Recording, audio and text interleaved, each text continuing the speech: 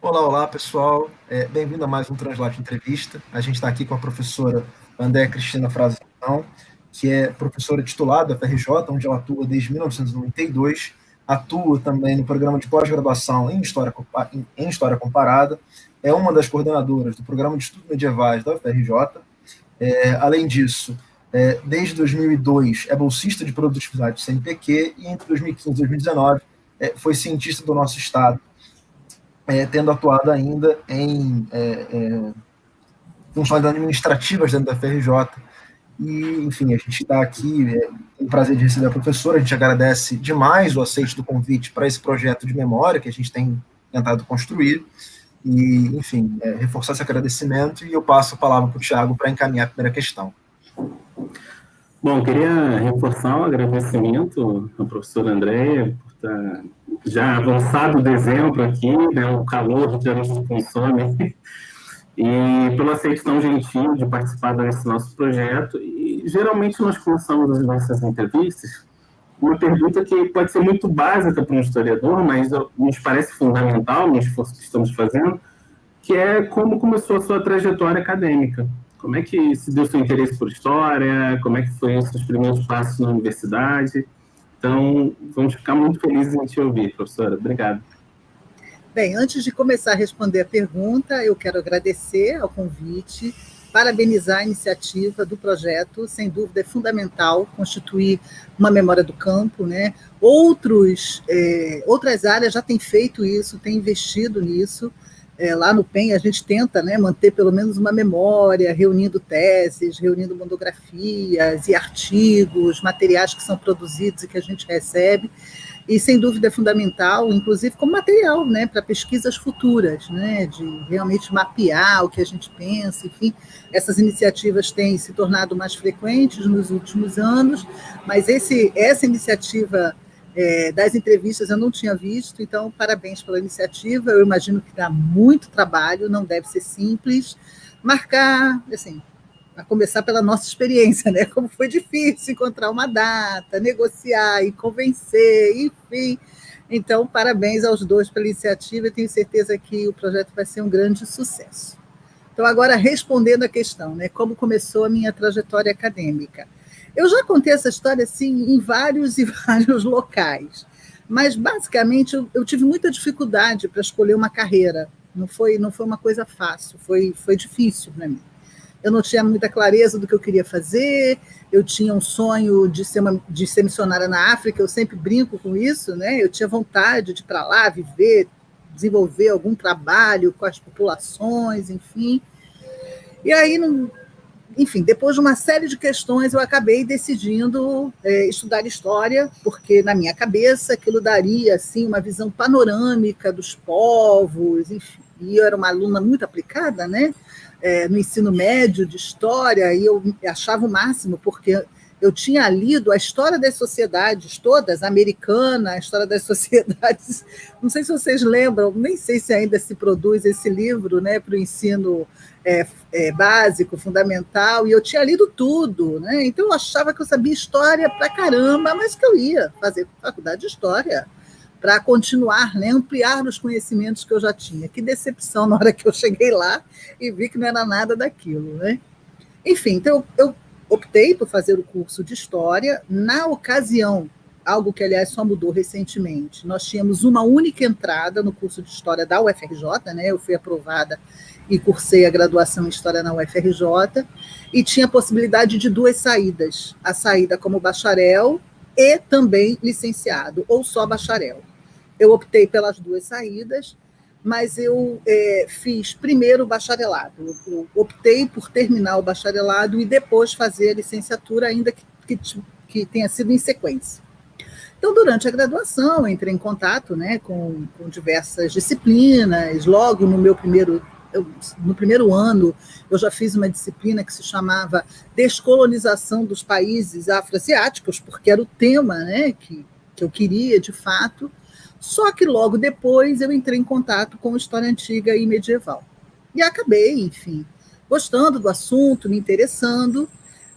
Fui, então, bolsistas de iniciação científica. Naquela época ainda era um projeto muito novo, né? Mas eu tive a bolsa pelo CNPq, fui bolsista, se eu não me engano, por 2 ou 3 anos na graduação, fui monitora também da área, então eu acabei me desenvolvendo dessa forma. Terminei a graduação depois de 4 anos, né, o bacharelado, fui logo para o mestrado, né? Na época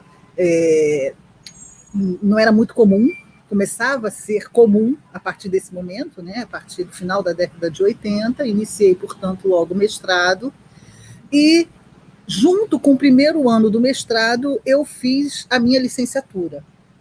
É bom lembrar que, como naquela época os programas de pós-graduação em História ainda estavam em implantação, a gente tinha até um número razoável de mestrados, mas raríssimos doutorados. A UFRJ, por exemplo, na década de 80 ainda não tinha doutorado.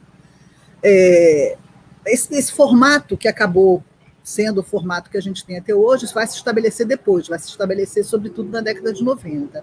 Então, quando eu iniciei o mestrado, nós tínhamos 4 anos. Então, meu mestrado foi feito em 4 anos. Né?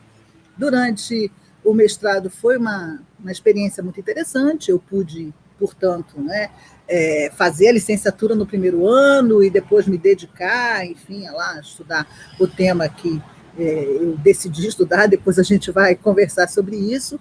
E nesse período, justamente final dos anos 80, foi desenvolvido pela CAPES um programa de identificar áreas carentes de profissionais na área. É provável que outros colegas já tenham contado um pouco desse programa da CAPES. E esse programa da CAPES, ele possibilitou que alguns estudantes de mestrado, na ocasião, mestrado, né, doutorado era muito raro, tivessem bolsa sanduíche. E eu tive, durante o meu mestrado, um período de bolsa sanduíche.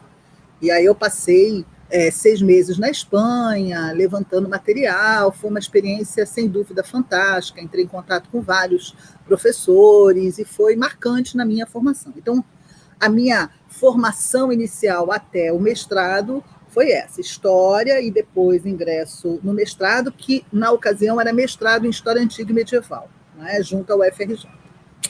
Então, depois eu falo mais um pouquinho do restante da minha trajetória para vocês.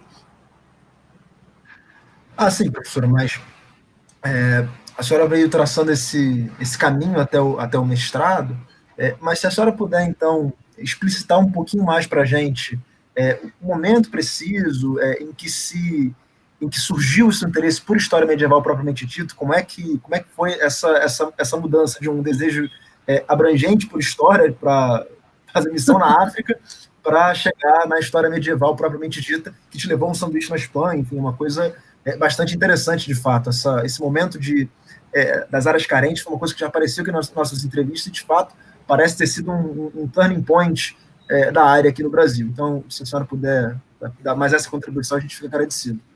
Bem, então vamos lá. Assim, é importante, acho que para entender até como surgiu o meu interesse pelos estudos medievais, é importante entender que éramos uma área só. Rigorosamente falando, para a CAPES, por exemplo, ainda somos uma área só para o CNPq, né? História Antiga e Medieval. Né? Quando a gente preenche lá aqueles formulários, ainda aparece junto. E nas universidades, e na UFRJ era assim, era um setor só, História Antiga e Medieval.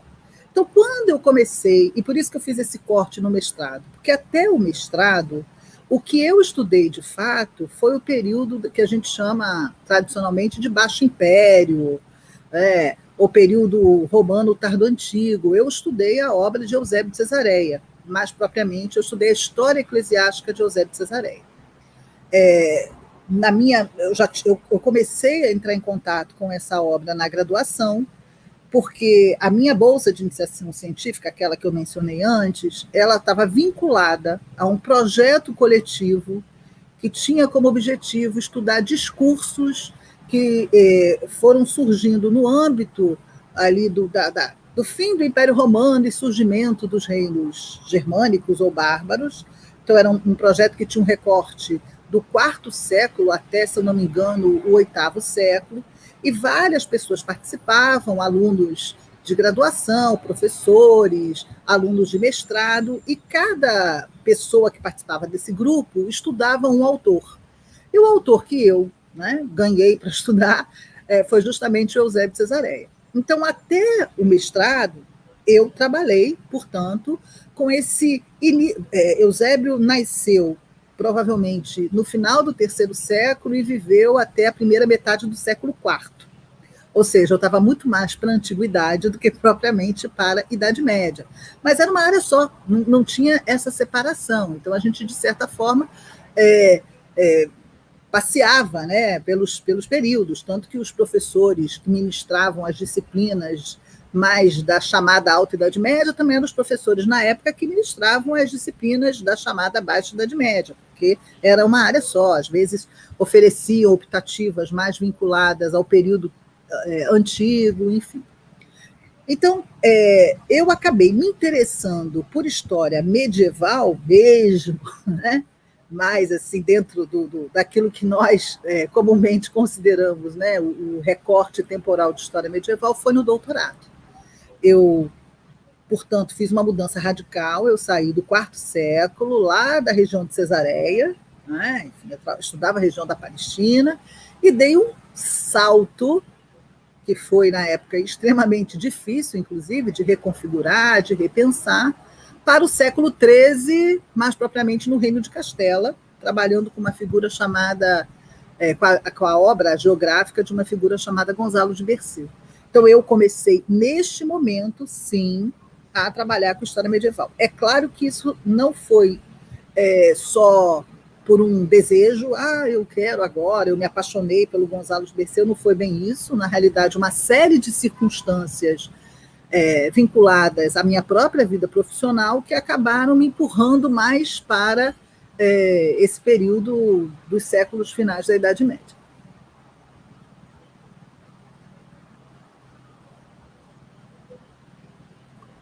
Ok, obrigado, professora, pela sua resposta. E, assim, uma coisa também que está um pouco atrelada à nossa profissão, ainda que nos reconheçamos como pesquisadores, é a nossa trajetória docente, né? Fundamentalmente, a maioria das pessoas que entram nos cursos de História, em geral, as que conseguem saem também com título de licenciado e acabam atuando nas escolas de ensino básico e também no âmbito superior. E a senhora tem uma trajetória muito interessante, porque eu vi que você chegou a dar aula, inclusive, no Seminário Batista do Sul. Né? E aí a gente queria ouvir um pouquinho, né, do Seminário Batista até o FRJ, como foi esse processo. Né? Então, ficaremos muito felizes. Além disso, vale destacar também a quantidade de mestres e doutores também que a senhora já formou e que estão espalhados aí pelo Brasil. Na minha cabeça já penso uns 3 ou 4, enfim, que são, inclusive são amigos e enviam saudações. Então, a gente gostaria muito de ouvir de você essa sua trajetória, como é que você avalia isso, como é que a própria Andréia vê a Andréia na sua trajetória docente. Para começar, eu quero declarar que eu amo a minha profissão. Amo ser professora. Tá? Sem dúvida, claro, não é a única coisa que a gente faz, enfim, dentro da vida acadêmica, mas eu amo preparar cursos, ministrar aulas, preparar aulas, lidar com os alunos, é uma coisa que realmente eu gosto muito. Né?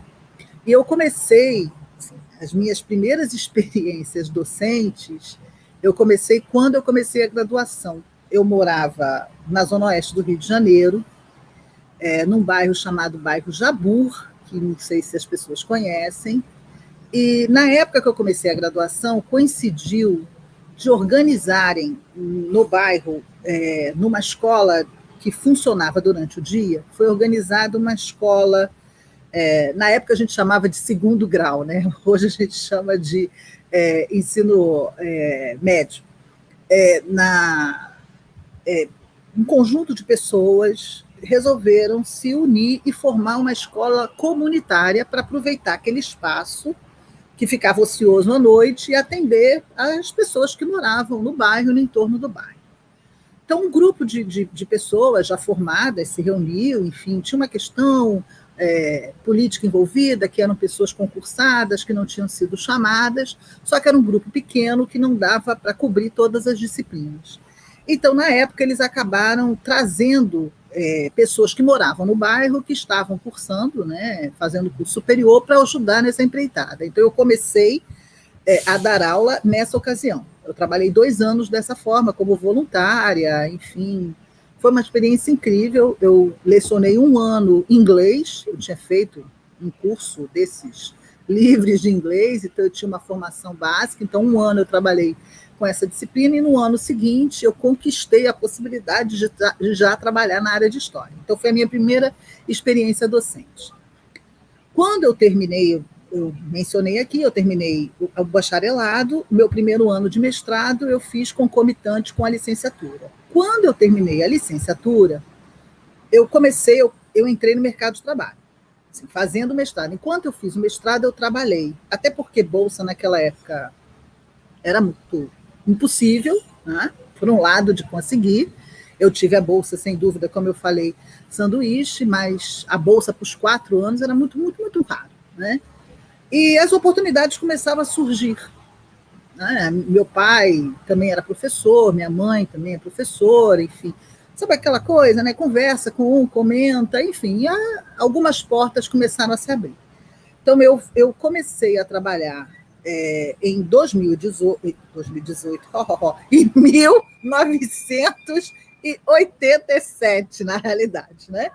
Eu comecei a dar aulas numa escola de ensino fundamental e médio, que era muito... Essa escola não existe mais, mas na ocasião era uma escola muito conhecida num bairro chamado Campo Grande, que era a Escola Belisário dos Santos. Era uma escola, assim, super mega conhecida, muita gente estudou lá, enfim. Eu fui convidada, comecei a trabalhar nessa escola. E nesse mesmo período, um professor que vocês conhecem, o professor Renan, ele trabalhava na Universidade Gama Filho, e ele tinha conseguido essa bolsa de sanduíche, né? Na época a gente só chamava de bolsa sanduíche, né? Depois ficou bonitinho o programa, né? PDSE, enfim, mas na época a gente chamava de bolsa sanduíche mesmo. Ele conseguiu a bolsa e ele precisava de alguém para ficar no lugar dele. E aí eu fiquei substituindo o professor Renan na Universidade Gama Filho. Então eu comecei a minha carreira docente já de 2 formas. Eu comecei lá no ensino fundamental, né, no ensino básico, eu dava aula, na época, eu não sei nem agora a equivalência exatamente, mas eu pegava o último ano do primeiro segmento de ensino fundamental, que naquela época era a 4ª série, que a escola já fazia uma divisão, tinham 3 professores, um professor de ciências e matemática, um professor que trabalhava mais com leitura e um professor que trabalhava com esses temas mais ligados a estudos sociais. E a partir daí com as outras séries, e tinha uma carga horária mínima no ensino médio, né? Então eu comecei a trabalhar dessa forma, e também na Universidade Gama Filho, que também foi uma forma de eu ter contato com história medieval, porque na Gama Filho eu fiquei responsável, no período que o professor esteve fora, das disciplinas, né, que correspondem à história medieval ocidental, porque lá a divisão era diferente, era história medieval ocidental, então você pegava todo o período, mas era o Ocidente, e história medieval oriental, todo o período, mas só trabalhando com Bizâncio e mundo islâmico, enfim. Então era assim que a coisa funcionava. Trabalhei durante um tempo, portanto, nessas 2 instituições. Eu tive a Bolsa Sanduíche.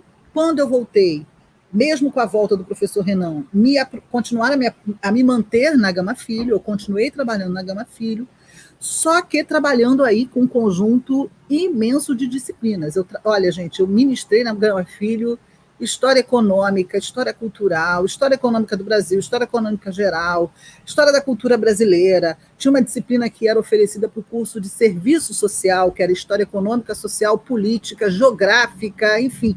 O título da disciplina era imenso, porque quem trabalha, né, em faculdade particular não tinha outro jeito, né? Trabalhei com história do direito, enfim, continuei trabalhando na Gama Filho. Abriu uma outra faculdade de História na região ali que eu morava, né? Eu morava na Zona Oeste, a Faculdade de História da Castelo Branco, e eu comecei a trabalhar lá também.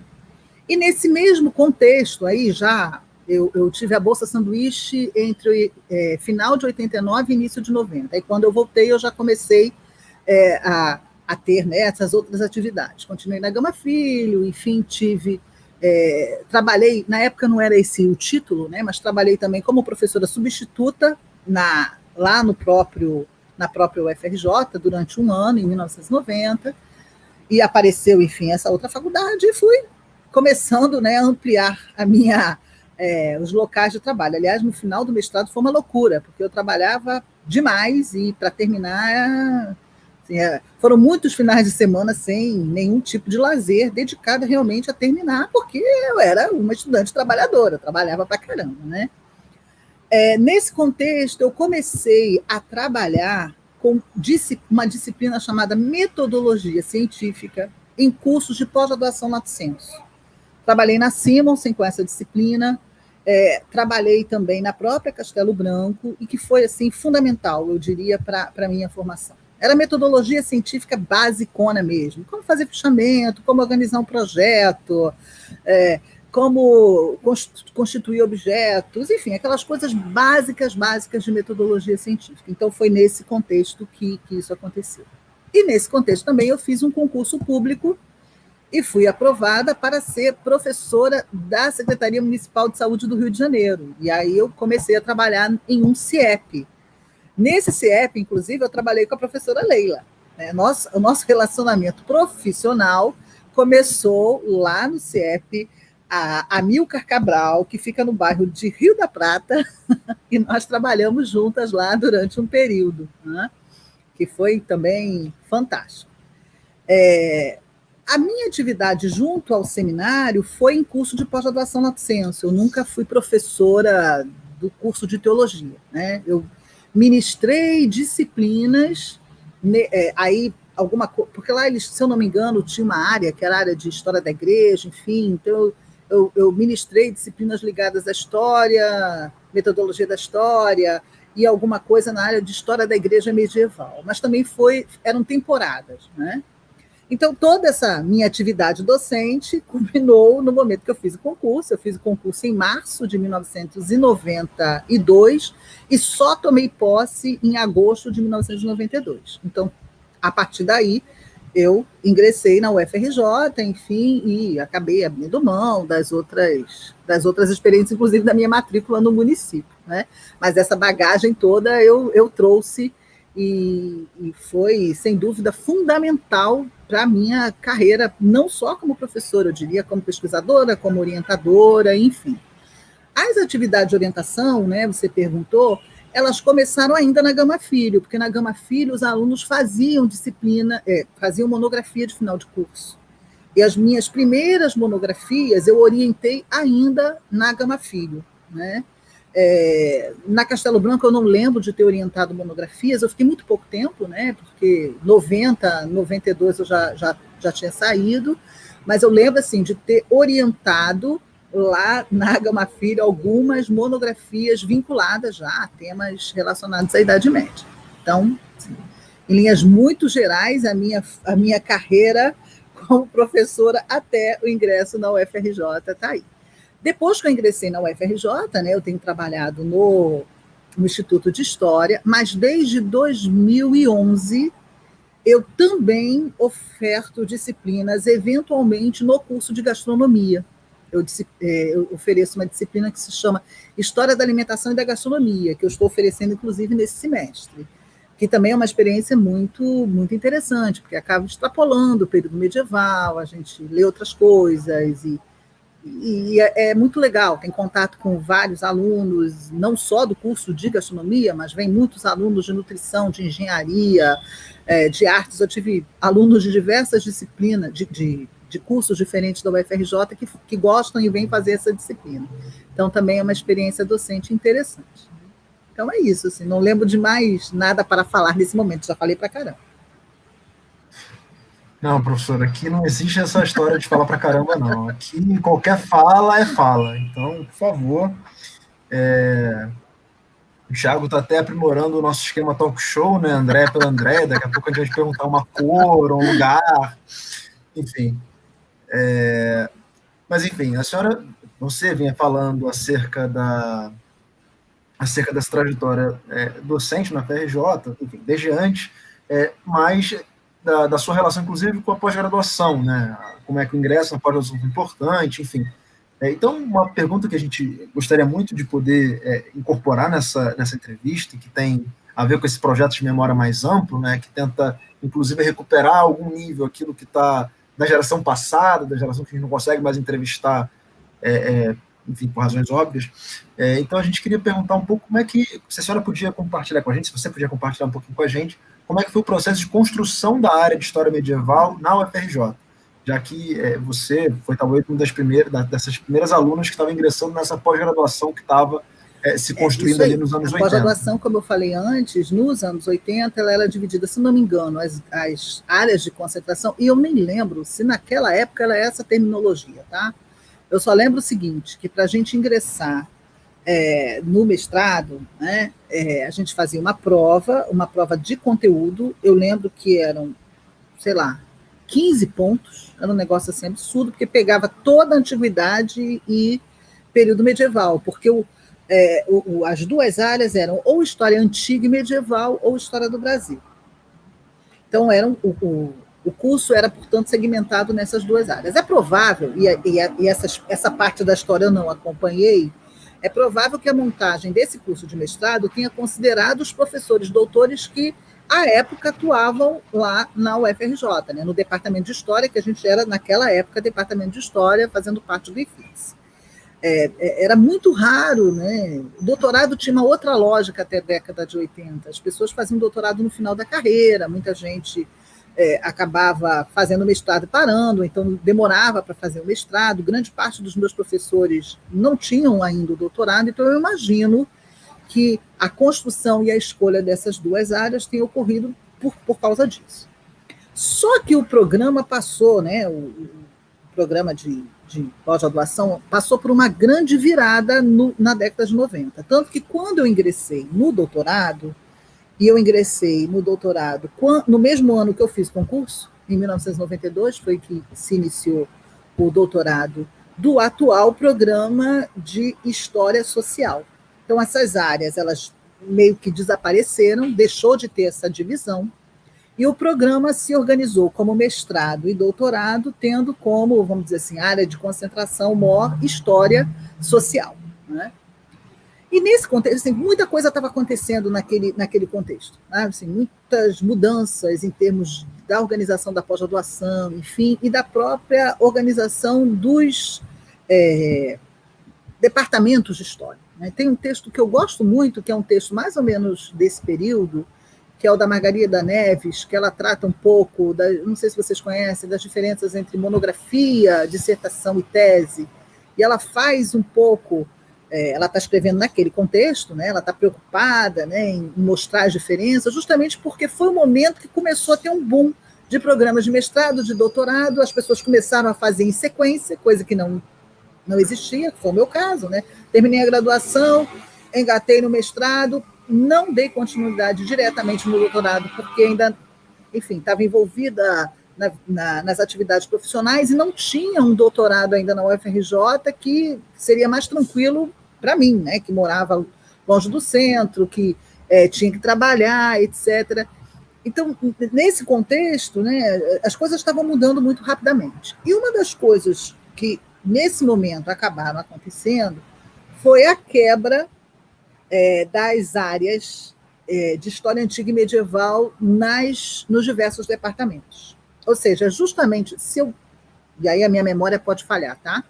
Mas, se eu não me engano, foi em 1993, porque foi depois que eu já era docente do Departamento de História da UFRJ, que houve essa divisão das áreas. Então, a área de História Medieval passou a ser uma e História Antiga passou a ser outra.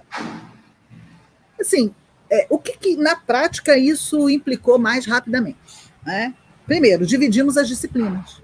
As disciplinas que antes eram muitas vezes oferecidas por um professor ou por outro. Então, eu lembro que a primeira disciplina optativa que eu lembro de ter oferecido assim que eu fiz o concurso foi uma disciplina que se chamava Cristianismo no Mundo Antigo. foi a primeira e última vez que eu ofereci essa disciplina, porque como houve a divisão, essa disciplina acabou ficando vinculada à história antiga e eu acabei, né, desenvolvendo outras disciplinas mais vinculadas ao período medieval. Então, de cara, houve essa divisão. E é muito interessante, porque a gente até depois, né, fazendo parte aí do processo de consolidação da área de história medieval, a gente até ampliou o número de disciplinas, mas a gente não eliminou nenhuma disciplina anterior. A gente manteve todas as disciplinas ainda do período que estavam unidas as duas áreas, dividimos as disciplinas, mantivemos e criamos outras, né? Então, que refletiam um pouco as mudanças mesmo, né, daquilo que a gente estava estudando, dos docentes, os interesses, das áreas que a gente acabou desenvolvendo, enfim. Outro efeito imediato é que os concursos começaram a ser abertos separadamente. Então, concursos para História Antiga e concursos especificamente para História Medieval. Então, o meu concurso, por exemplo, ainda foi de História Antiga e Medieval, mas os concursos posteriores já tinham essa divisão. Então, a área de História medieval, ela começa a se organizar nesse momento. Nesse momento inicial, éramos só 3 pessoas, éramos só 3 professores, e só existia uma professora doutora, que era a professora Maria Sonsores Guerras, as outras 2, né, eu, uma delas, e a outra a professora Gracilda, ainda não, eu estava cursando o doutorado ainda, e aí que começou a se constituir a área. Em termos, assim, a área, em termos administrativos, né, ela funciona, sobretudo, para pensar questões, por exemplo, propostas de disciplina, para discutir questões mais relacionadas, por exemplo, à seleção de monitores, enfim. A área, no sentido acadêmico mesmo, de pensar grandes questões, enfim, ela, na minha opinião, tá? Ela não chegou a se desenvolver. Por quê? Porque nesse mesmo contexto, olha quanta coisa que está acontecendo nessa conjuntura, tá? Nesse mesmo contexto, começaram a surgir os famosos laboratórios de pesquisa. Tá? Então, quando surge o PEN, quando surge o LIA, e aí sim, no âmbito desses grandes laboratórios, é que você vai ter aí uma discussão que não é meramente administrativa, como acontece no âmbito da área. Essa administração, na minha opinião, tá? Essa discussão mais acadêmica, de pensar, enfim, temas, de pensar perspectivas, de refletir sobre a área, ela acabou, na minha opinião, se desenvolvendo muito mais no âmbito desses laboratórios, que tem um dinamismo, né, porque ele não segue necessariamente a formação da área, nem todos os professores de uma área pertencem ao mesmo laboratório. Muitas vezes você tem laboratórios que têm professores que atuam em áreas diferentes. Então, dá o maior dinamismo, né, deu maior dinamismo, possibilitou maiores trocas, e me parece que a área se consolida, na minha opinião, né, a área de história antiga e medieval, enfim, elas se consolidaram muito mais no âmbito desses grandes laboratórios, que no caso do PEN, especificamente, ficou muito esquisito, né, porque a gente acabou usando a terminologia que depois foi associada aos programas de pós-graduação. Então, nós não somos o laboratório de estudos medievais, nós somos o programa de estudos medievais, que muitas vezes, para quem está de fora, pode às vezes causar confusão, mas nós somos um laboratório de pesquisa, né? Então, foi nesse contexto aí que surgiu a área de História Medieval da UFRJ. Eu diria assim, no momento de profundas mudanças na organização da área de História no Brasil mesmo, né? Associada a esse impulso da pós-graduação.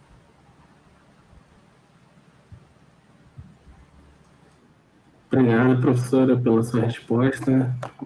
Por essa rememoração, né, desse processo conturbado, né, de construção da área, assim como também em outros locais, né, nós temos escutado professores de diferentes regiões do país, e esse processo de construção da área é sempre um pouco confuso, um tanto quanto político também, porque depende da ajuda de colegas de outras áreas, e por aí vai. A gente agora vai mudar um pouquinho do assunto, mas que tem a ver também com o programa e com a formação da área, mas mais voltado para a questão da sua trajetória de investigação, né, e seus interesses de pesquisa. Em geral, pelo menos é a sensação que eu tenho, é quando se pensa na Andrea, se pensa em geografia, em termos de santidade, enfim, pelo menos é o que vem à minha cabeça. E é algo que, de fato, marca um tanto quanto a sua trajetória, mas também houveram outros interesses, como estudo sobre a normatividade, a monacato. E aí a gente queria ouvir um pouquinho desses diferentes momentos de interesses que a senhora teve ao longo da sua trajetória. Eu lembro até da questão dos livros didáticos também, a Idade Média nos livros didáticos, né, que tem um artigo sobre isso.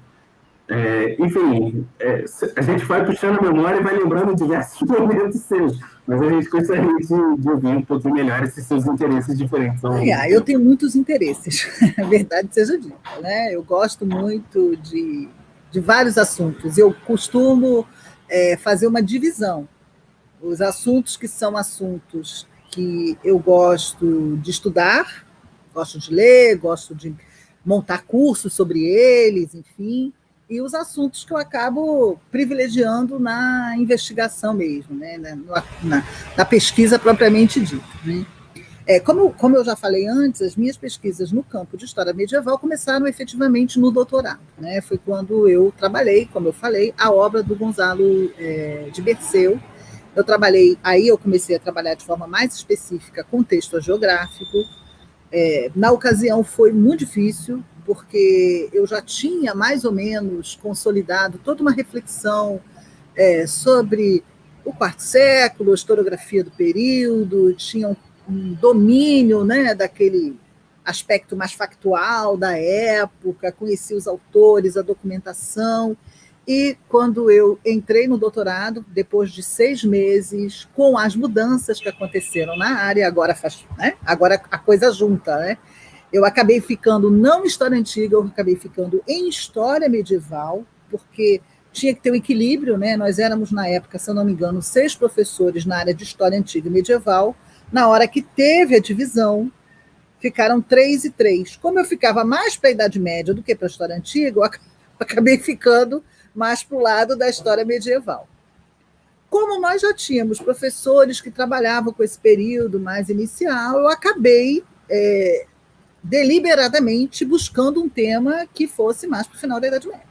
Então, claro que tem uma questão de interesse, quem gosta de estudar, enfim, mas teve um pouco também de estratégia mesmo, de lidar ali com a situação que estava se colocando, né? Eu ainda era só mestre, eu era a que tinha chegado por último na área, enfim, uma série de aspectos que eu talvez seja incapaz hoje de recordar o que provavelmente foi aquele momento com toda a sua intensidade, né? Porque foi um momento realmente de reconfiguração. E isso refletiu, obviamente, na minha pesquisa.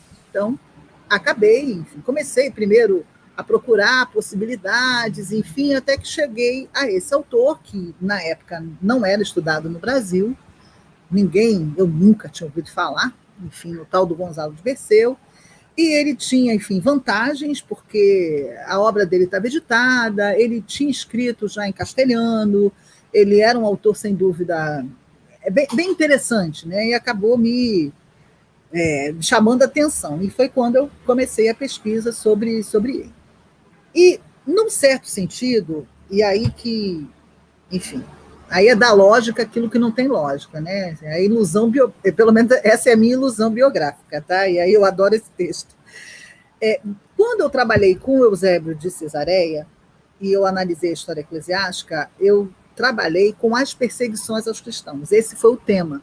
Né? Na época, eu trabalhei como que basicamente, assim, a linha geral do trabalho é como Eusébio de Cesareia, no momento que na história eclesiástica ele vai relatando os diversos episódios de perseguição, como no fundo ele constrói todo um discurso, né? Na época eu nem usei o termo discurso, o termo que eu uso é ideologia, né? Como é que ele vai constituindo uma ideologia de sustentação do Império Romano, né? Ele consegue construir, enfim, uma narrativa, né, eu diria hoje, né, passado tanto tempo, ele consegue construir uma narrativa na qual os cristãos são perseguidos dentro do império, mas o império não é o responsável pelas perseguições, e é isso que ele faz. Então, a responsabilidade ou era dos judeus, a responsabilidade ou era de um subalterno do imperador que acabava influenciando o imperador não pensava muito bem, ou porque o imperador era muito mal, mas o império como instituição, esse, muito pelo contrário, né? Existia, tanto que o final da história, lá da história eclesiástica, é uma união perfeita entre esse império e o cristianismo, com a figura de Constantino, que ele acaba alçando, enfim, como um grande herói, né? Escreve, inclusive, uma vida de Constantino, que foi uma das coisas também que eu acabei trabalhando. Então, quando eu começo a trabalhar com a geografia, no fundo, eu estou fazendo uma ponte. Ou seja, eu continuei trabalhando com discursos, porque eu trabalhei com perseguição, acabei trabalhando com martírio, enfim. Então, num certo sentido, tem aí, tentando dar uma lógica para essa trajetória, tem um ponto que é comum. Um ponto seria o próprio discurso geográfico, né? Eusébio de Cesareia é considerado, tem uma autora chamada Patrícia Cox, que diz que Eusébio de Cesareia é um dos primeiros hagiógrafos e que a história eclesiástica contém uma das primeiras hagiografias, que é justamente a história de Orígenes. E, de fato, um dos livros da história eclesiástica, a história eclesiástica é dividida em 10 livros, um dos livros apresenta, ainda que de forma esparsa, uma geografia completa do Orígenes, desde o seu nascimento até a sua morte, enfim. É um texto, inclusive, bem interessante, né, de ser analisado. Então, vamos lá. Por um lado, eu continuei, né, pensando essa questão de como se dá a construção do santo, ainda que um outro modelo de santo, e também continuei pensando em questões eclesiásticas. Tá? Isso aí era uma coisa que eu sempre gostei, talvez tenha a ver com a minha formação, enfim, de alteridade em relação a essa igreja que se constrói, enfim, então, sei lá. Foi um outro elemento que continuou presente nessa minha trajetória. Então, eu fiz o doutorado, trabalhei um pouco sobre como que essas agiografias elas releram as suas fontes, né? Porque o Gonzalo de Beceu, o que ele faz é uma tradução de textos em latim e prosa, ele passa para o castelhano e faz isso em versos. Né? E quais teriam sido, eu estava muito influenciada pela história cultural na época, que estava começando a fazer sucesso por aqui, e aí eu queria um pouco pensar esse processo das influências que teriam marcado o Gonzalo de Beceu no momento que ele produz lá as suas obras. Né? O Gonzalo de Beceu produz as suas obras, e eu escolhi 2 obras para trabalhar. Quando eu terminei o doutorado, já era docente, né? E na UFRJ, naquela época, a gente tinha que, de tanto em tanto tempo, apresentar um projeto, que era 40 horas DE, que era aprovado, e a gente tinha que trabalhar em cima daquele projeto durante um tempo. Depois isso acabou virando algo informatizado e acabou meio que perdendo essa prática, né? Da gente apresentar um projeto completo a cada 2 anos, mas essa era a prática na época. E depois a gente recebia... a gente tinha que fazer um relatório, depois vinham, né, lá uns calamaços desse tamanho, alguém tinha olhado todas as nossas atividades, feito um parecer, enfim. Mas isso ainda lá na década de 90. Nos primeiros anos, então, eu fiz projetos ainda trabalhando um pouco com essa temática, aprofundando aspectos que eu tinha levantado no doutorado. Mas no início dos anos 2000, eu montei um projeto que continua sendo o meu grande projeto, que mais do que um projeto é uma linha de pesquisa, que busca estudar o fenômeno da santidade, da geografia, nas penínsulas Ibérica e Itálica. E isso aconteceu por uma coisa muito simples. Eu queria articular todo o meu interesse sobre a figura de Francisco de Assis, que tinha nascido na graduação, ou seja, eu queria estudar de alguma forma, eu tinha interesse no assunto e queria articular com tudo que eu tinha já feito sobre Gonzalo de Beceu. Foi quando surgiu esse projeto maior, que, enfim, todo mundo conhece, que eu falo pra caramba dele, que é do século XI ao XIII, Península Ibérica, Península Itálica, enfim. Nesse contexto, eu também comecei a entrar em contato com a questão dos estudos de gênero, e aí foi mais um elemento que entrou nessa soma, ou seja, Eu continuei interessada na geografia, continuei interessada nas questões eclesiásticas, mas eu também queria articular a Península Ibérica e a Península Itálica e também queria pensar na linha de estudos de gênero. Eu cheguei aos estudos de gênero por causa de uma orientanda, a Valéria Fernandes da Silva. Ela tinha interesse, eu tive que começar a estudar sobre o assunto, achei muito interessante a proposta e acabei incluindo mais esse interesse. E aí aconteceu um negócio meio doido, porque na medida que eu fui trabalhando sobre esses temas da geografia, não teve jeito, eu acabei esbarrando na questão da vida religiosa, e de forma mais específica no monacato. E eu lembro que no início dos meus estudos eu dizia, gente, mas como que alguém pode pesquisar monacato? É uma coisa tão sem graça, tão chata. Eu acabei me apaixonando também pela temática, um pouco em função de acompanhar, sobretudo, as mulheres, né? A vida religiosa das mulheres. Eu acabei entrando para entender um pouco mais essa questão do monacato. Então, assim, os temas começaram a surgir em função das coisas que foram aparecendo, né? Um orientando que vem e acaba trazendo uma ideia, a questão do próprio banco de dados, né? Durante algum tempo, a gente se dedicou a montar um banco de dados das hagiografias. O projeto era fazer um banco de dados tanto da Península Ibérica quanto da Península Itálica. A gente não conseguiu terminar o da Península Itálica, porque o volume era absurdo, e dava muito trabalho, e tinha que treinar muita gente, e aí outras coisas foram surgindo, enfim, então a gente ficou só no banco de dados da Península Ibérica e dos santos da Península Ibérica, que inclusive já está precisando de uma grande reformulação. E outro elemento que juntou nisso tudo, para me forçar a ampliar meus objetos de pesquisa, foi a própria bolsa do CNPq, que vocês comentaram aqui. Na época que eu comecei, a gente tinha a cada 2 anos também. Aí, assim, a universidade deixou de exigir, mas como eu me tornei pesquisadora do CNPq, o CNPq começou a exigir. Então, eu tinha, e até hoje eu faço isso, né? Agora o prazo é de 3 em 3 anos, eu faço um exercício para pensar novas questões, mas sempre dentro desse recorte maior.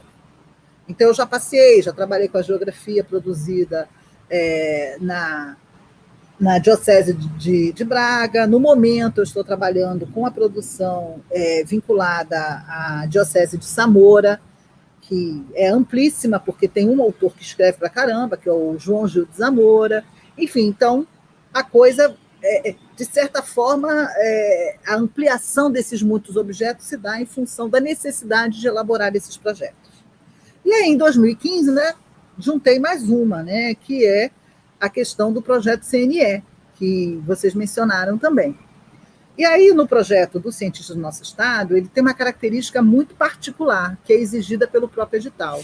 Você tem que fazer alguma coisa que se articule ao ensino e, de certa forma, também se articule à extensão.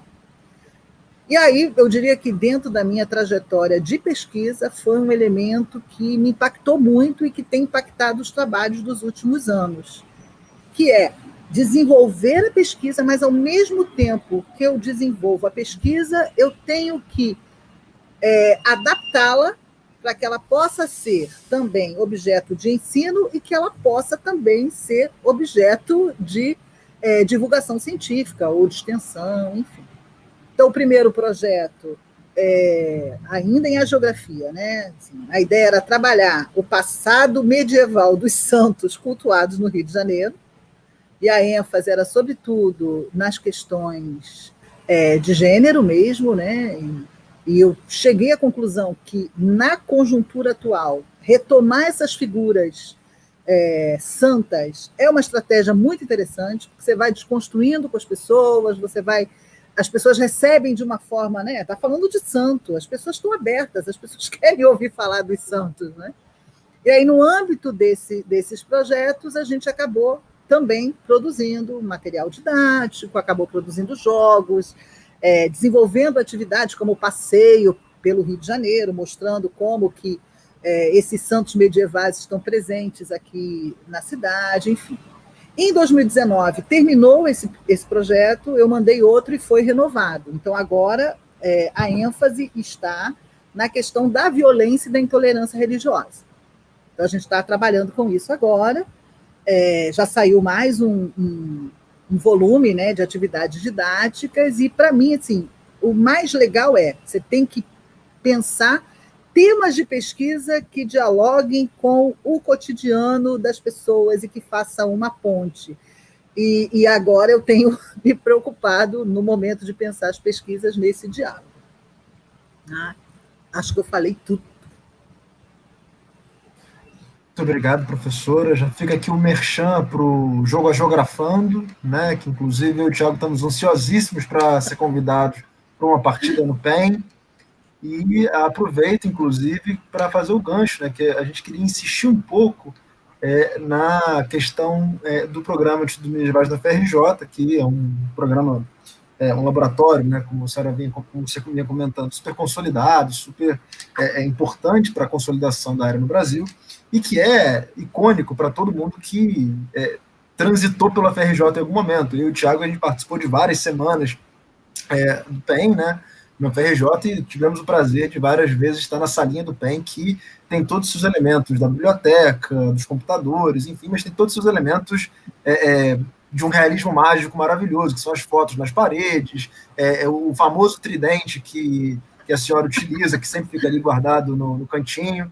Enfim, então, todos esses elementos aí aparecem. Então, pegando esse laboratório que é tão icônico, tão importante para a consolidação da área, como a gente vinha comentando, a gente queria insistir um pouco nesse processo e pedir para a senhora desenvolver um pouquinho melhor como é que foi o processo de constituição desse laboratório. Ele surgiu, o Programa de Estudos Medievais, ele surgiu, como eu falei, no início dos anos 90. Na época, quem fundou foi a professora Maria Sonsoles Guerras, a professora Lívia Lindóia e a professora Elizabeth Vasconcelos. Era um programa de diálogo, vamos dizer assim, da história com a área de letras, né? Porque tanto a professora Elizabeth Vasconcelos quanto a professora Lívia Lindóia eram da área de letras. Elas que formularam o laboratório. O laboratório tem um documento histórico importantíssimo, que é um catálogo de laboratórios que foi feito no início da década de 90 pela decania do CFCH, né, que é do Centro de Filosofia e Ciências Humanas da UFRJ, que é um catálogo de todos os laboratórios que surgiram naquele momento. Existia uma política, como eu falei, de instituir laboratórios de pesquisa. E nesse contexto, o PEN nasceu, assim como nasceram outros laboratórios, como o LI, enfim, tudo ali, no início da década de 90. E esse catálogo tem lá a caracterização do PEN, o que o PEN estudava, o que queria pesquisar, e na época era alguma coisa assim, como que a Idade Média era uma confluência do romanismo, do germanismo, do cristianismo, era uma vibe dessa, entendeu? Era o objetivo inicial. Eu me tornei professora depois, né, em 92, 94, a professora Leila ingressou, nós estávamos fazendo doutorado. Em 98, a gente já tinha terminado os doutorados, as professoras fundadoras já tinham se aposentado, já estavam afastadas, e aí a gente tem o momento de reorganização do PEN, já sob a coordenação da professora Leila e minha coordenação. Aí, nesse momento, a gente repensou tudo. Repensou as linhas de pesquisa, repensou os objetivos. Foi o momento que a gente começou a pensar na forma de divulgar e de dar visibilidade ao grupo. Então, é nesse contexto, 98 e daí para frente, que surgiu a nossa homepage, que nós ampliamos as linhas de pesquisa, que começamos a investir muito na articulação entre ensino e extensão, né? Pesquisa, ensino e extensão, né? O laboratório que nasceu, sobretudo como laboratório de pesquisa, acabou também investindo nessas outras atividades e na articulação entre elas. Foi o momento em que a gente, de fato, deu aquela reformulada no PEN, né? Vários professores atuaram como colaboradores, e foi justamente esse momento que o PEN começou a ganhar a cara que tem hoje, né? E, a partir daí, a gente foi pensando em estratégias. A gente tem... claro que no momento que a gente foi criando, a gente não...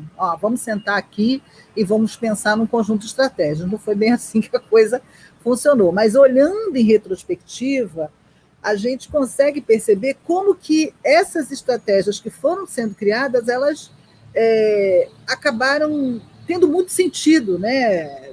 Fazendo com que a gente conseguisse, de fato, tocar projetos diversos e ao mesmo tempo, né, com pouquíssimos recursos, né? Vocês devem saber, obviamente, que esses laboratórios não recebem recursos da estrutura da universidade. Qualquer recurso de um laboratório vem ou de projetos que a gente, individualmente ou em grupos, a gente acaba conseguindo, e aí a gente vai investindo na compra de material, na compra de mesa, cadeira, enfim. Então, basicamente, tudo que tem ali dentro do PEN ou foi doação ou foi comprado com recursos desses projetos que a gente foi ganhando. Então, edital universal, primeiros projetos da FAPERJ, projetos para áreas de humanidades, enfim, que a gente se revezava, né, tanto Leila quanto eu, e aí a gente ia investindo no PEN, no sentido de dar uma base material. Então, aquela ilha linda, maravilhosa, como você comentou, né, tudo aquilo ali foi financiado com aquilo que veio das pesquisas. Inclusive, grande parte dos livros vieram de editais, os computadores. Então, assim, é uma situação muito, periodicamente, encaminhar projetos, porque ganhando esses projetos a gente tem a garantia de que, pelo menos, a gente vai poder manter os equipamentos, fazer as trocas periódicas, conseguir, cadeira quebrou e não tem mais como usar, então a gente vai comprar uma outra cadeira, a gente vai ter papel, a gente vai ter tinta e a coisa vai funcionar. Então, a gente acabou estruturando o programa de tal forma que a gente tivesse sempre projetos de pesquisa individuais e em parceria, e que esses projetos envolvessem sempre os alunos, esse aspecto é fundamental, os alunos de graduação, os alunos de pós-graduação, os egressos e professores convidados, é sempre uma preocupação nossa, e ao mesmo tempo, e essa dinâmica que é interessante, né? Ao mesmo tempo que nós temos alguns elementos que nos marcam, né? A gente privilegia, por exemplo, o estudo de instituições, isso é evidente. A gente tem um evidente interesse, por exemplo, em tratar, analisar discursos, né? De fazer análise discursiva. Nós temos muitas diferenças internas também, né? Porque são vários conceitos que são utilizados, concepções de histórias diferentes, enfim. Então, a gente consegue ir equilibrando isso dentro do PEN, né? Então, a história do PEN é uma história em construção sempre, né? A gente vai... No primeiro momento, éramos Leila e eu, depois chegou o Paulo Duarte, mais recentemente chegou o Paulo Pachá, e a gente trabalha coletivamente, e é muito estranho como é que vocês têm um laboratório que tem 4 coordenadores, mas nós temos 4 coordenadores, porque ninguém é coordenador sozinho, a gente é coordenador junto.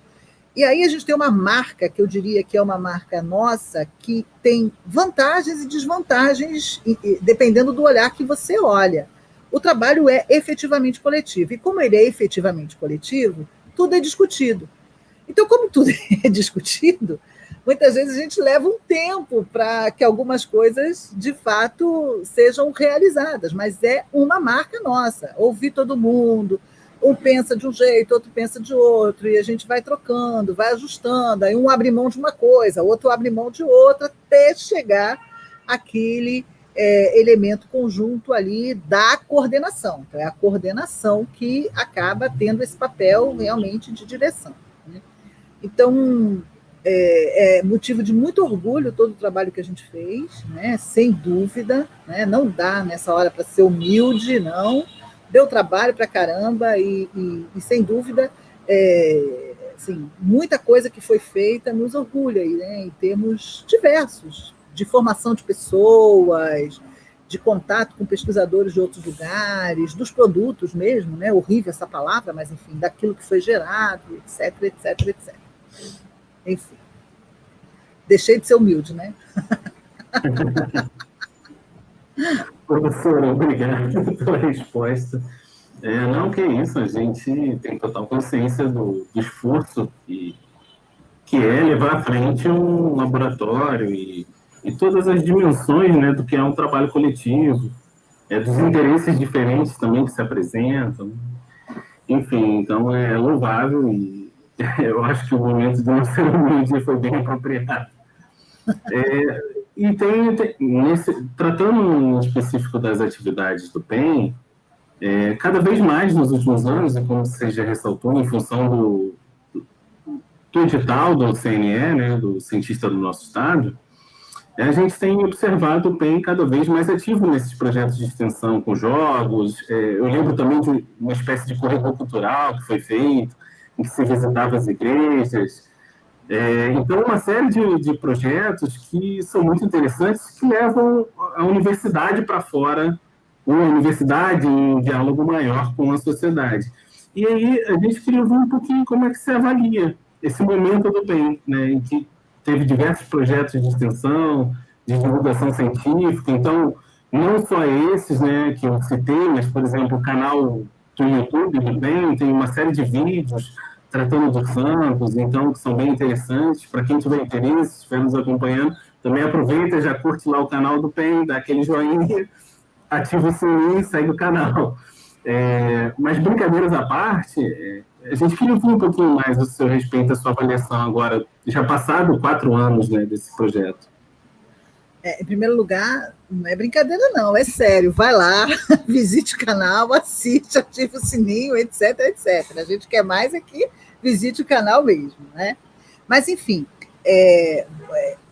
o CNE, sem dúvida, foi um impacto pessoal para mim no momento de articular mais as minhas pesquisas com aquilo que é vivido no Rio de Janeiro hoje. Mas a história de divulgação do PEN é muito mais antiga, né? As atividades de extensão do PEN, elas são, como eu falei, desde o momento que o PEN foi reorganizado. Se vocês entrarem lá na página, qualquer um, né, entrar na página do PEN e tem um item lá, eventos realizados, vai ver que desde esse momento, não com a frequência, obviamente, que a gente passou a fazer depois, mas já naquele momento, a gente, de tanto tempo, tinha um convidado que vinha fazer uma palestra, tinha uma atividade.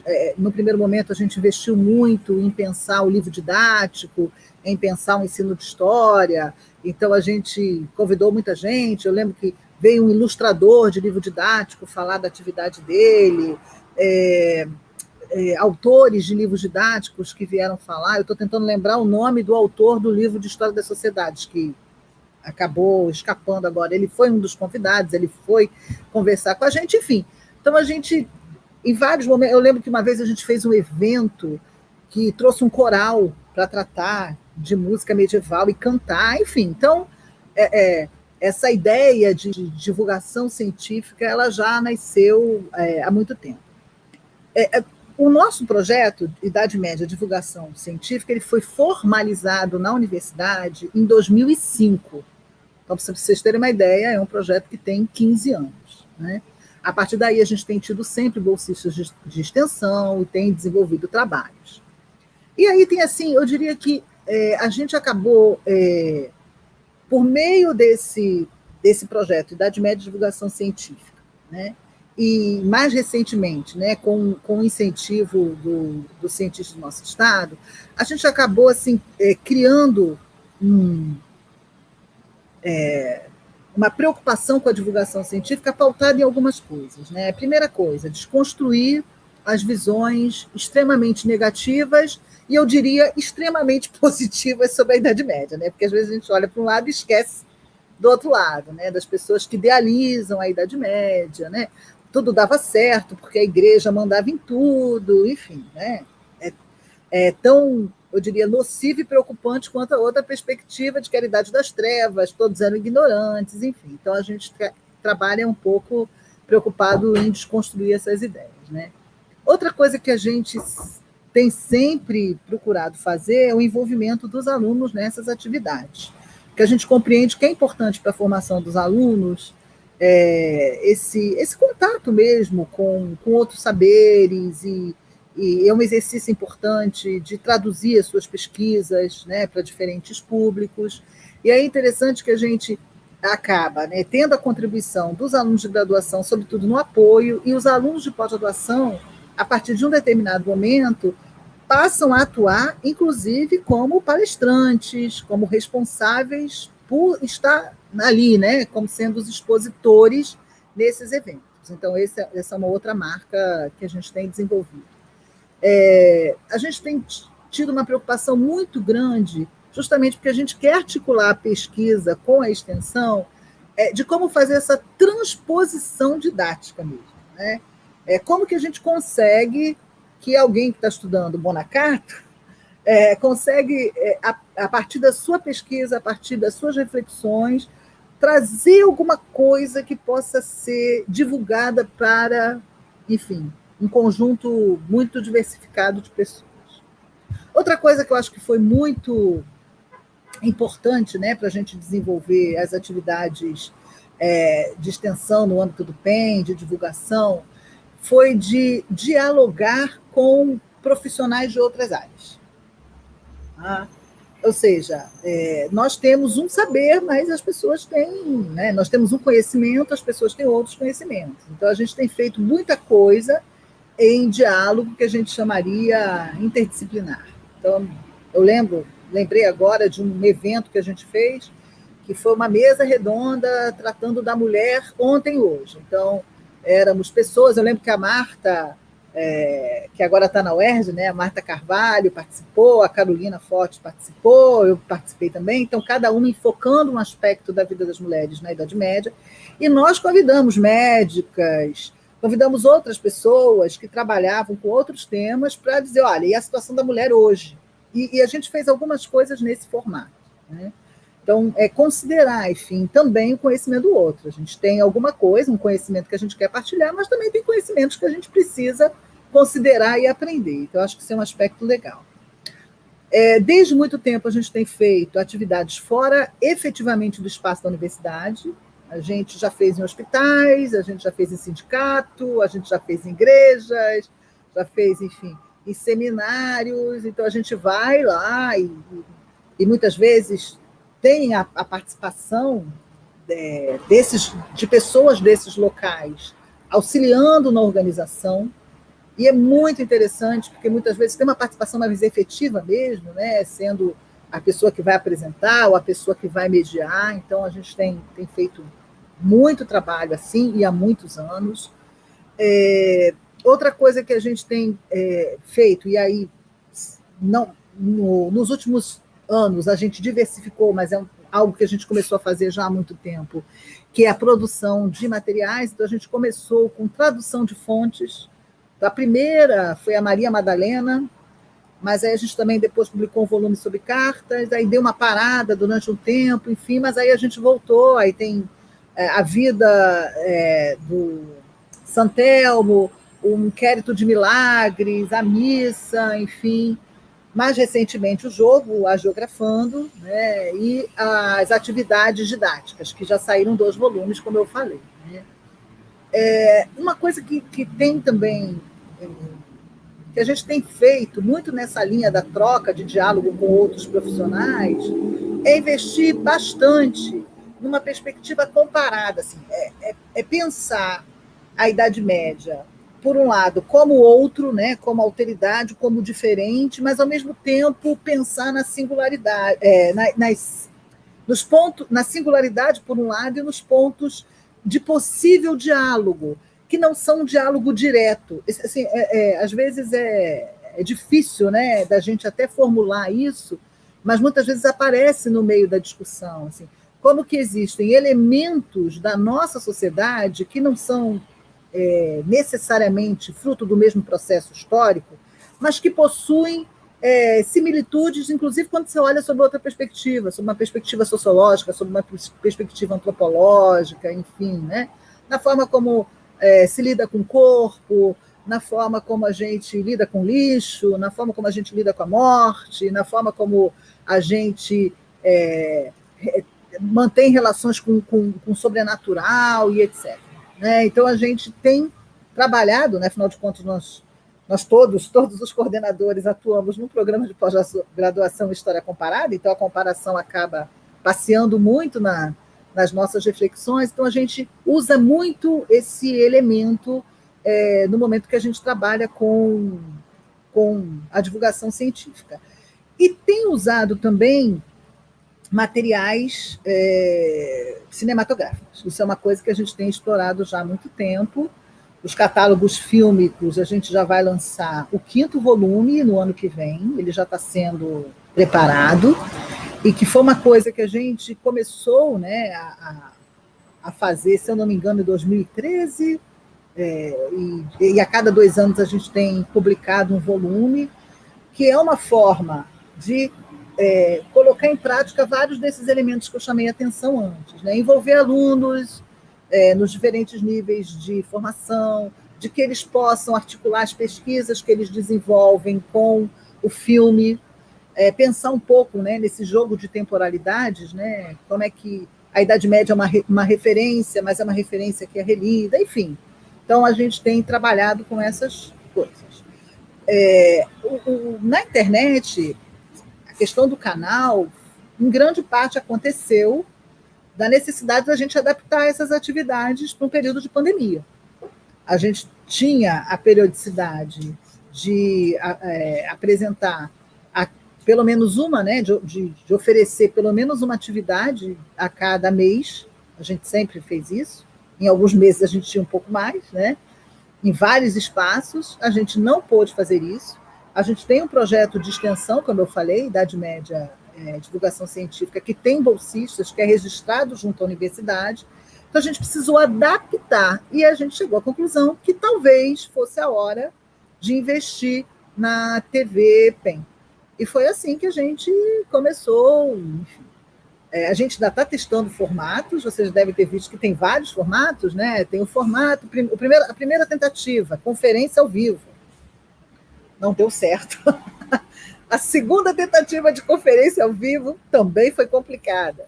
Então, a gente testou, depois testamos os debates ao vivo, depois testamos a ideia de fazer as webséries, aí o quiz, enfim, a gente está testando formatos, testando possibilidades, um vídeo como Agiografando, né, que fala do jogo, que explica mais ou menos como o jogo funciona. Enfim, então, tem um pouco de tudo ali, quando a gente faz assim, uma retrospectiva, né, tem um pouquinho de cada coisa do que a gente tem trabalhado, e a gente pretende aí inovar para o ano que vem, pensar outras coisas diferentes. E a gente até, no momento que a gente criou, a gente até pensou, vai ser para sempre? Talvez sim, talvez não. A TV está muito mais preocupada em não perder esse público que a gente já tem, né? E explorar aí as redes sociais, que acabam sendo uma forma, né, também de vincular material. E a ideia é isso, material para quem tem interesse em cinema, material para quem tem que dar aula e está precisando de uma ideia, de repente passar um vídeo curto para iniciar um conteúdo ou para fazer uma avaliação, enfim. Tanto que os cadernos didáticos que foram lançados no início do mês, eles dialogam diretamente com esses vídeos. É uma ideia também que os professores podem usar esse material para, enfim, desenvolver alguns conteúdos na sala de aula. Enfim, gente, é isso. Né?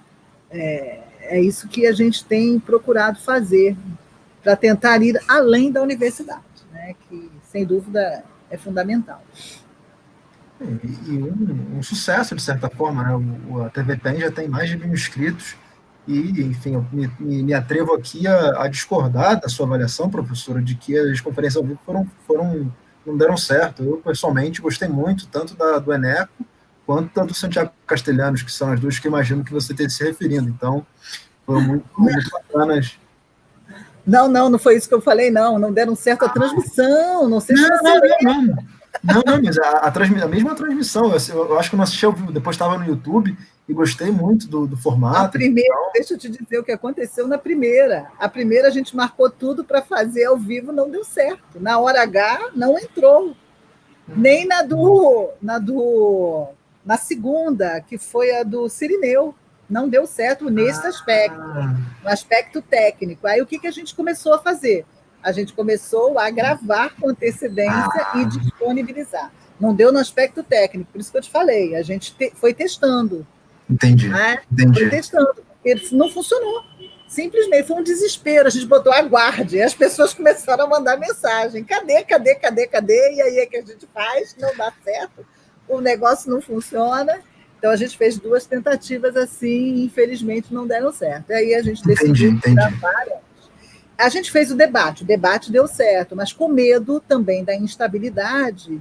E como a gente acabou também chamando professores que aí tem o problema da língua mesmo, né? Nem todo mundo acaba entendendo necessariamente o espanhol, porque uma coisa é quando está gravado, e você pode parar, você pode repetir, você pode acionar aquela legenda automática, enfim. E aí o ao vivo a gente já achou que não seria tão interessante. Foi só técnico, gente, conteúdo maravilhoso. Entendi. Não, mas é isso, não. Visitem lá o canal, de fato, tem muito conteúdo muito bacana. Enfim. Mas, agora, saindo um pouco desse aspecto da sua trajetória individual e da trajetória do programa, da FRJ em si, a gente queria chegar numa parte da nossa entrevista que a gente faz com vários professores, é uma parte das concepções, de concepções gerais que estão aí envolvidas. Então, uma primeira que a gente gostaria muito de saber a sua perspectiva, se, a despeito da imensa diversidade de trabalhos que existem produzidos aqui no Brasil, com laboratórios diferentes, com professores com orientações diferentes, apesar dessa imensa diversidade, do seu ponto de vista, aparece algum tipo de especificidade da nossa historiografia nacional? Tem alguma coisa que seja diferente aqui na nossa produção brasileira? Bem, vou dar minha opinião, tá? Eu acho que tem algumas coisas que são muito nossas e que talvez não seja só porque sejamos medievalistas, mas porque é um traço, talvez, da produção historiográfica brasileira. Né? A gente tem, de fato, uma preocupação com a historiografia, a gente vê isso nos trabalhos, que muitas vezes a gente não encontra em trabalhos produzidos fora do Brasil. A gente tem uma preocupação muito grande em trazer a historiografia, de pensar a historiografia, de discutir a historiografia. Nós temos uma preocupação muito grande com teoria, tá? Muito grande. Eu acho que isso é um marco da historiografia brasileira. Eu lembro de ter conversado com professores de Portugal, da Espanha, e deles, vocês são muito bons em teoria. Eu fico até preocupado de fazer alguma apresentação, porque vocês são muito bons. Enfim, acho que a gente até criou essa ideia de que nós somos muito preocupados com os aspectos teórico-metodológicos, que talvez seja uma tentativa nossa de compensar o fato de não termos tantas fontes disponíveis, né, de não termos acesso a tanto material como muitas vezes os europeus têm, né, de chegar lá, tem um documento inédito, ele vai fazer a transcrição, vai lá fazer alguma coisa, a gente muitas vezes está dependente, né, das edições, daquilo que chega, daquilo que está disponível na internet. Obviamente, a nossa formação na área de história é diferente da dos europeus, né? A gente não tem, no caso específico, né, a gente não tem aquela formação clássica, a gente não aprende nos cursos de graduação, caso raríssimas exceções. Nós não temos aulas de paleografia medieval, nós não temos aula de latim, nós não temos, enfim. Então, grande parte do que a gente consegue adquirir, né, a expertise que a gente acaba adquirindo nessas áreas é muito autodidata, você investe, você corre atrás, enfim.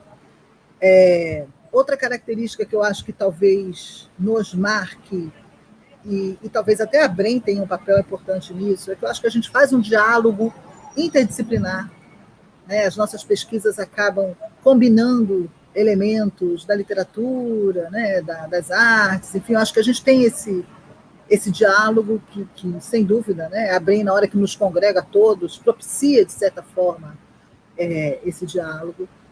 E eu acho também que a gente tem uma coisa, a gente estuda um espaço que a gente olha de fora. Enfim, eu acho que a gente tem, pelo fato da gente não estar ali presente, né, convivendo, de certa forma, com os vestígios daquele passado que a gente estuda, a gente tem uma forma diferente de olhar. Né? Acho que a gente compreende determinados elementos, ou a gente tem uma perspectiva para determinados objetos que talvez, sobretudo, estou pensando aí no europeu, tá? Não tenha. Né? Em certos aspectos, eu já falei isso antes, né? Não estou falando aqui, repito, que é o mesmo processo histórico, mas eu acho que certos aspectos da nossa sociedade nos permitem compreender ou visualizar determinados aspectos da sociedade medieval. Eu penso aqui no livro, quando eu faço essa reflexão, eu penso especificamente naquele livro O Corpo na História, do José Carlos Rodrigues, que eu acho fantástico, né?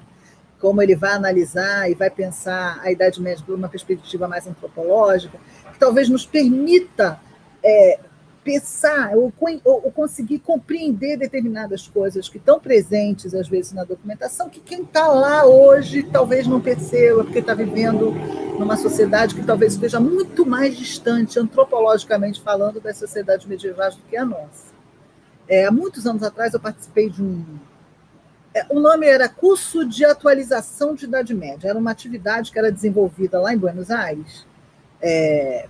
Eu não lembro exatamente se era essa média ou outra, não lembro. Em que as pessoas se reuniam para ler e debater textos recém-publicados. E eu lembro que a gente estava lá, eu fui participar desse evento, e tinha um texto que falava assim, que os pobres na Idade Média eram pobres felizes, alguma coisa assim. E começou-se uma discussão tremenda sobre os pobres felizes. Gente, desculpa, mas eu entendo o que é ser um pobre feliz, porque eu vivo numa sociedade de pobres que se alegram, que vão jogar futebol, que convivem, né? Enfim, eu acho que tem um olhar nosso que também é algo que nos dá uma especificidade. Então, assim, fazendo um conjunto, acho que tem, por um lado, a nossa formação na área de história, que enfatiza muito a teoria, né? Que enfatiza muito a necessidade de dialogar com a historiografia, que enfatiza muito a necessidade de ser original, que tem a ver com essa nossa formação, né, historiográfica, por um lado, mas, por outro lado, o lugar que a gente está, sabe? Assim, o lugar que a gente faz história medieval, que nos permite perceber determinados processos de forma diferenciada do que... E aí eu estou me referindo realmente de forma mais específica aos medievalistas europeus, né, que estão ali inseridos naquele contexto. Eu lembro que uma vez eu estava conversando com um deles e comentando, né, de como a gente aqui, muitas vezes, tinha falta de material gráfico de qualidade, porque para muitos dos nossos alunos, e a Europa é um sonho que jamais será concretizado. Aliás, na atualidade, né, esse sonho está cada vez mais distante. Assim, para ter noção, porque a gente fala de castelo, a gente fala de determinadas coisas, falta referencial visual mesmo. Aí um deles comentou, né? Mas aqui é uma coisa tão comum, a gente não se apercebe disso. Enfim, então eu acho que tem essa coisa do olhar, do perceber, que a nossa percepção acaba sendo diferenciada. É claro que eu estou fazendo aqui uma resposta de generalização, né? Pode não ser, claro que tem exceções nesse processo, mas, sem dúvida, eu acho que a gente é capaz de perceber com uma forma particular. Obrigado, professora, pela sua resposta. Assim, seguindo mesmo nessa linha das reflexões acerca, a gente, nesse momento histórico, né, que estamos vivendo, estamos presenciando uma série de apropriações, né, de usos da Idade Média dos mais diversos possíveis, desde idealizações de uma Idade Média mega romântica, bonitinha, em que cavaleiros e donzelas andavam felizes, camponeses eram gordinhos, até o inverso, de uma Idade Média totalmente primitiva, atrasada, enfim, por aí vai. Aquelas imagens que a gente poderia até dizer clássicas sobre a Idade Média. Uhum.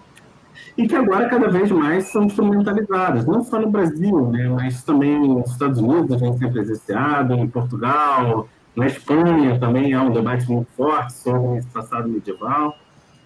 Na Alemanha tem ressurgido, fundamentalmente em função da migração de origem síria, turca também, principalmente, né? E aí uma questão que a gente acaba formulando para todos os nossos convidados bom, diante desse cenário que nós estamos vivendo, existe uma função social dos medievalistas? Em específico, existe uma função social dos medievalistas no Brasil? Sim, sim e sim. Eu diria que qualquer estudioso tem uma função social básica, que é produzir conhecimentos e divulgar. Ponto. Se tem um papel que a gente tem, é produzir conhecimentos de forma rigorosa, de forma crítica, tá? Só que produzir esse conhecimento é só parte do processo. Tem uma outra parte do processo que é divulgar. Então, eu acho que a função social do pesquisador é essa. É claro que, na conjuntura atual, né, está sendo extremamente desvalorizada, né? Os negacionistas estão negando a ciência, etc. Enfim, então, mais do que nunca, a produção do nosso conhecimento tem que ser rigorosa, tem que ser bem estruturada, tem que ser bem, enfim, formatada e bem divulgada, né, para que as pessoas possam ter elementos para dizer, espera aí, deixa eu pensar sobre essa perspectiva. Então, me parece que a função social fundamental é essa. É claro que, no momento que a gente produz conhecimentos, né, a gente pode selecionar, inclusive, o tipo de pesquisa que a gente quer desenvolver, que possa, de forma mais, talvez, diretamente, dialogar com determinadas perspectivas. Né? Então, por exemplo, né, tem um tema que atualmente é um tema importante no Brasil, que é o das relações raciais, não só no Brasil, eu diria no mundo todo. Então, você pode produzir conhecimento relacionado ao período medieval que dialogue com essa questão, sem dúvida. Né? Então, para mim, assim, a função é esta, porque é claro que o nosso papel como, na prática, né, nós medievalistas, o que a gente faz? A gente estuda, a gente produz conhecimento, a gente escreve, a gente dá aula, a gente pode fazer atividades de extensão, né? É esse o nosso papel, e aí, como medievalistas, é claro que o nosso papel, para além do medievalistas, é outra história, a gente pode fazer uma série de outras coisas, mas como medievalistas, na minha perspectiva, o papel é esse, tá? Continuar fazendo pesquisa, continuar fazendo uma pesquisa que tenha ali o rigor mesmo, metodológico, que quem lê seja capaz de entender como você chegou àquelas conclusões, que evidencie os seus pressupostos, que, enfim, obviamente que isso pode ser criticado, mas pelo menos quem vai criticar vai ter que compreender qual foi lá o seu percurso lógico, né? A forma como você construiu aquele conhecimento, e criar mecanismos de divulgá-lo na escola, nos eventos, por meio de artigos de opinião, enfim. Então, me parece que essa é a função social do medievalista na conjuntura atual. A gente não deve se calar, né? A gente tem que, na medida do possível, divulgar e dialogar, assim, mas sempre tendo cuidado de fazê-lo de forma científica. A palavra é essa, entendeu? Reafirmar o caráter científico do nosso conhecimento, fazendo essa transposição didática sem perder essa nossa característica, porque me parece que é o único jeito de forma de confrontar outros discursos, né? Que provavelmente não vai convencer quem está convencido, mas pode influenciar um conjunto enorme da população que fica ainda meio sem referencial, né? E muitas vezes a argumentação daqueles que criam visões sobre a Idade Média é uma argumentação, muitas vezes, literariamente bem construída, tá? Mas que carece, obviamente, desse rigor, né? Que não segue esse rigor acadêmico que as pesquisas devem seguir, na minha modesta opinião, entendeu? Então, essa aí, para mim, a nossa função social.